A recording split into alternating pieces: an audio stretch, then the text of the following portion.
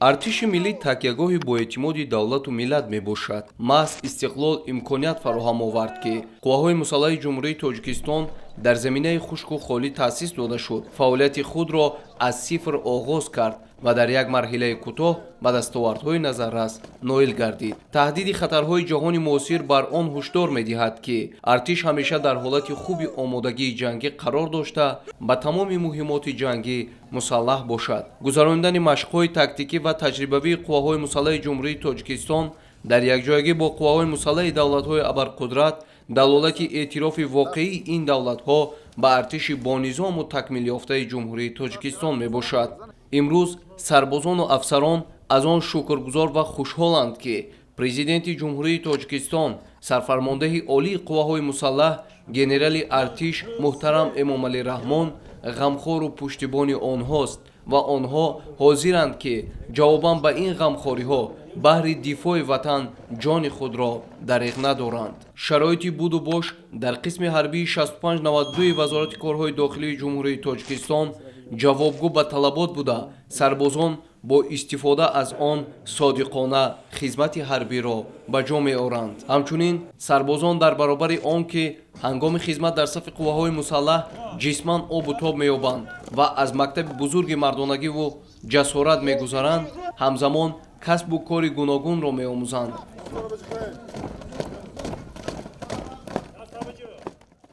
имрӯз тамоми шароитҳои буду бош барои хизматчиёни ҳарбӣ муҳайё гардидааст.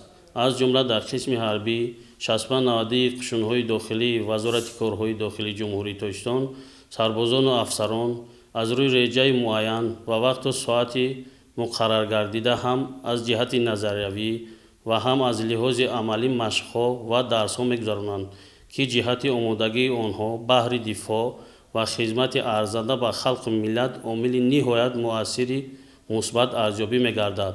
аслан, ки хизмат дар сафи қувваҳои мусаллаҳ ин худ шараф ва ифтихори баланд аст, тавре ки пешвои миллат муҳтарам Эмомалӣ Раҳмон иброз медоранд, хизмат дар сафи қувваҳои мусаллаҳ мактаби бузурги мардонагӣ ва нангу номуси ватандорист. имрӯз тамоми шароитҳои буду бош барои хизматчиёни ҳарбӣ муҳайё гардидааст.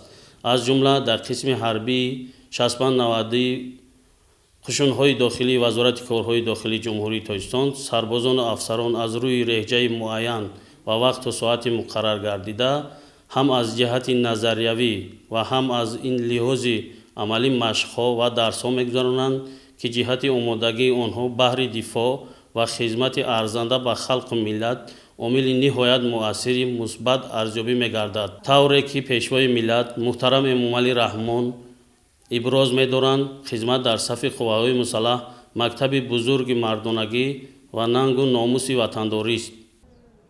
таҷриба ва вақт нишон додааст, ки баъзан сарбозоне, ки аснои хизмати ҳарбӣ ҳунареро ба пуррагӣ аз бар мекунанд, дар тӯли ҳаёташон ин ҳунар онҳоро сарбаланду садрнишин мегардонад.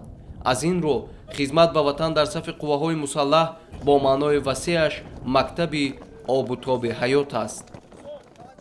айни ҳол дар қисми ҳарбии 6590 қушунҳои дохилии Вазорати корҳои дохилии ҷумҳурии Тоҷикистон содиқона адои хизмат намуда истодаанд ва дар зиндагии худ шеъри шоири бузургвор Ғаффор Мирзоро шиёри зиндагии худ қарор доданд, ки шоир мефармоянд: дил ба ғами ватан фигор, ман накунам кӣ мекунад.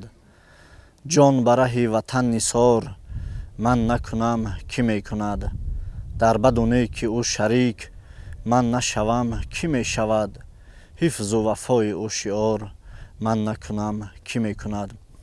қобили қайд аст, ки имрӯзҳо таваҷҷӯҳи бевоситаи роҳбарияти давлат, хусусан асосгузори сулҳу ваҳдати миллӣ, пешвои миллат муҳтарам Эмомалӣ Раҳмон нисбати ҷавонон бар ало эҳсос мегардад ва тавсияҳои бевоситаи эшон манро водор намуд, ки баъд аз хатми зинаи магистратура бо хоҳиши худ ба сафи қувваҳои мусаллаҳи ҷумҳурии Тоҷикистон омада қарзи шаҳрвандии худро адо намоям. вазъи печидаи ҷаҳони муосир тақозо мекунад, ки сарбозону афсарон ва дигар хизматчиёни ҳарбӣ дар таҳкими истиқлол ва ҳифзи марзу буми кишвар беш аз пеш ҳушёру чолок бошанд ва дар ҳеҷ маврид бедории миллӣ ва зиракии сиёсиро аз даст надиҳанд. ва дар лаҳзаҳои ҳассос бо мулоҳизаҳои санҷида ва мавқеъгириҳои усулӣ шаъну шараф ва манфиатҳои давлату миллатро дифоъ намоянд. аз номи комиссарияти ноҳияи айнӣ пас аз хатми донишгоҳ, пас аз хатми зинаи якуми аввали магистратура бо хоҳиши худ ба сафи қувваҳои мусаллаҳи ҷумҳурии Тоҷикистон дохил шуда, имрӯз адои хизмати ватан модарро карда истодаам. имрӯзҳо дар сафи қувваҳои мусаллаҳи ҷумҳурии Тоҷикистон тамоми шароитҳо барои хизмат фароҳам оварда шудааст. 3 маҳал хӯроки гарм, сару либосҳои низомӣ ва ҷои хоб бо ҳамаи ин моро имрӯзҳо дар сафи қувваҳои мусаллаҳи ҷумҳурии Тоҷикистон таъмин мекунам. аз ҷавонони ҷумҳурии Тоҷикистон эҳтиромона хоҳиш менамоям ки омада хизмати ватан модари худро ба ҷо биёранд. ин ватан аз они мову шумост ва мо бояд хизмати онро ба ҷо оварда қарзи шаҳрвандии худамонро ба ҷо биёрем.